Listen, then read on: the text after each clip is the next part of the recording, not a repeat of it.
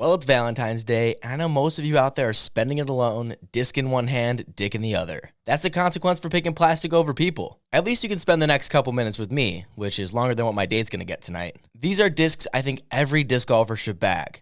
Now, throwing them is a different debate. Since it's Valentine's Day, I thought I would share some discs I love. It's not too often I get to talk about discs I actually like, so this is a treat. I'm starting off with my baby. This is going to be our 6th Valentine's Day together, and although I may have beaten her good over the years, our love has only grown. This destroyer has been in my bag since even before I owned this bag. If you watch all my old in the bag roasts that I'll make eventually, you'll notice this disc never leaves me. Even for the 3 months I only bagged Clash, it stayed in the bag, but that's a story for another day. Out the box, it was flatter than most destroyers at the time, and it didn't take too long to beat in. Fast forward 6 years, now imagine how flippy this thing is. At this point, it only gets thrown for flip up forehands. If I put power into any other shot, this thing will turn into a roller quicker than that passionless left hand shame you'll have after this video. I'm honored to be the last thing you watch before jerking it though. I swear on Disc Golf Jesus, if I ever lose this disc, I will cry my eyes out. I've also been saying that for the past 5 years, so my heart will break harder than any relationship I've ever been in.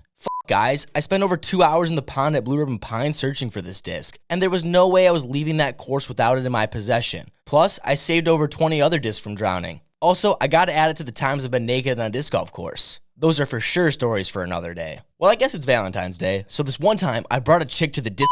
Best 12 seconds I've ever had. Where was I? Oh yeah, discs I love. As much of a loyal guy as I am, I have to admit I do have a side piece. What started as a disc we needed for a disc pick, yeah, that really is what we called our disc reviews back then, and I think it needs to make a return. I instantly loved this disc. It was exactly what I needed for my forehands. Something I could put power into and rely on it holding straight, but always have a consistent fade. Shit, I've had this one for 3 years and it still wants to fade for me. Definitely the most understable Firebird I've seen, but does exactly what I want for my baby, except for shorter shots. One of my favorite memories was playing a practice round for my collegiate team and being on a car with someone who was what I like to describe as the antithesis of my idea of disc golf. So he bothered me. A lot. And if you guessed he only bagged dynamic, you'd be correct.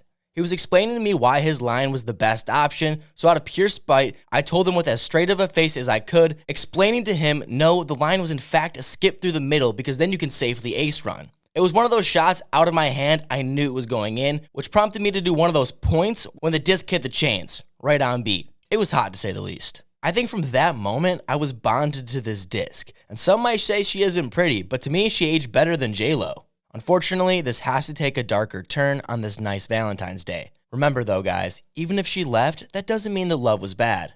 I might be lying, but it does make things feel less lonely for just a second, doesn't it? Clash was awesome enough back in the early days to send me some prototypes, which included the honey, and at the time, I thought it was okay, at best. It didn't even make my bag in the beginning of 2023.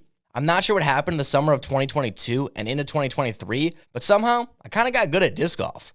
Of course, that's relative talk, like I'm no pro, I get that, but all of a sudden, I was throwing 500, even getting my longest drive on flat ground a cracked 550, and my putts were sinking for once. At one point, my Circle 2 was the worst thing about my game, and now I prayed to Disc Golf Jesus that my drives land 30 feet away so I can step it in with no stress in my mind. Seriously don't know what happened, but I wasn't complaining. But I do know that I credit the honey for my success off the tee. I went from throwing race to these, and was getting an extra turn but still flying through the air just fine.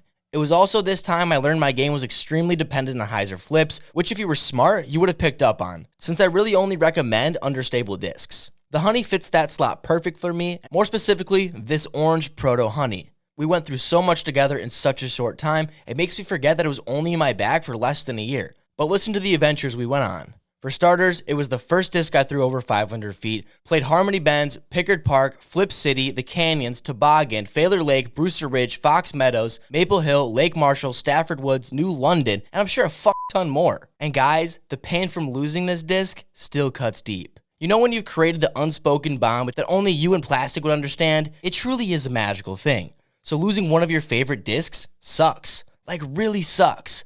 But worse is leaving your disc behind without realizing it. For me, I have to be honest, I was just stupid. Like bagging a Justice stupid. I had a throw-in opportunity for birdie on hole 18 to New London and whiffed. Unsatisfied, I tried skipping in the honey. I went on to put out my first disc and transitioned in the outro of the video. Hopped in the van and drove hundreds of miles to the next destination.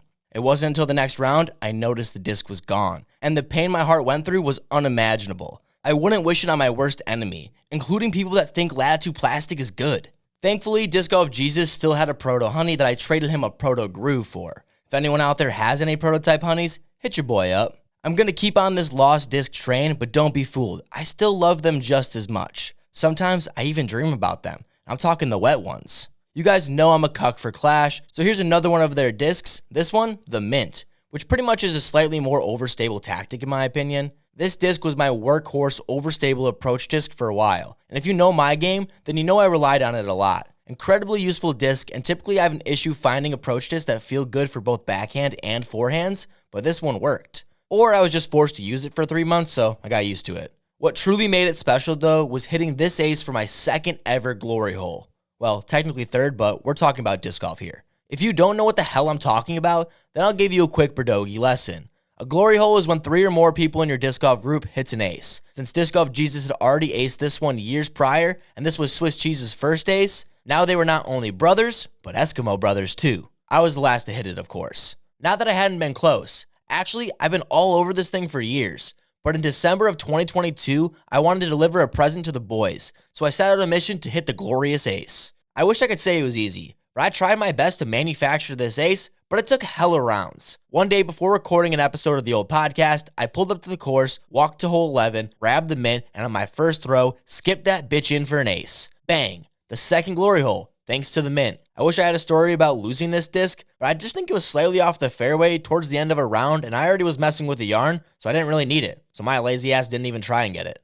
If you want to hear the story of the first glory hole, you'll have to subscribe and wait, because I don't know when I'll tell that. I guess next time you guys force me to talk about the Cayman. The yarn replacement was probably the best thing for my disc golf game in recent memory. However, I do love that disc. I have a video coming out soon all about overstable approach discs, so stay tuned and I'll talk more about it. I know I already talked about one destroyer, but I love myself a good destroyer. I can't remember the last time I bought a new one either. I'm a slut for the used bin, and I'll finger the shit out of them for about 3 minutes until I get bored. You guys know how it be. People will always complain about how inconsistent the mold is. Personally, I like that. Then I can get the same hand field for different flights. The Macbeth 4 times are overstable out the box, but when you beat them in, we'll go for miles. The first run Saki bots are the best run of Destroyer. The second Waisaki run are beefy as hell. AJ Destroyers are thrown by snobs and older folk. The list goes on and on. But one thing's for sure, I can't get enough of this disc. I was the dummy who bagged 8 at once.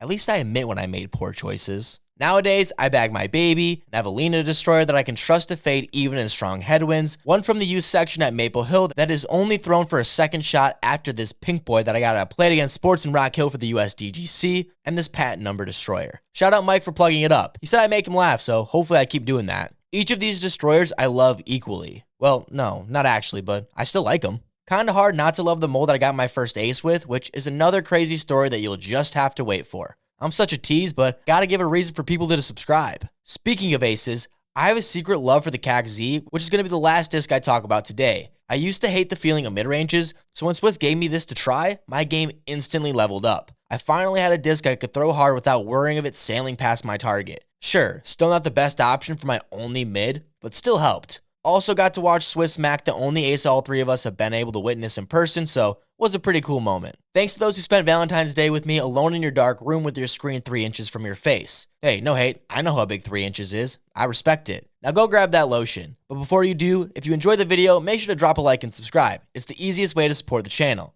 Oh, and if you want to see me roast what some people call their disc golf bag, check out the video right here.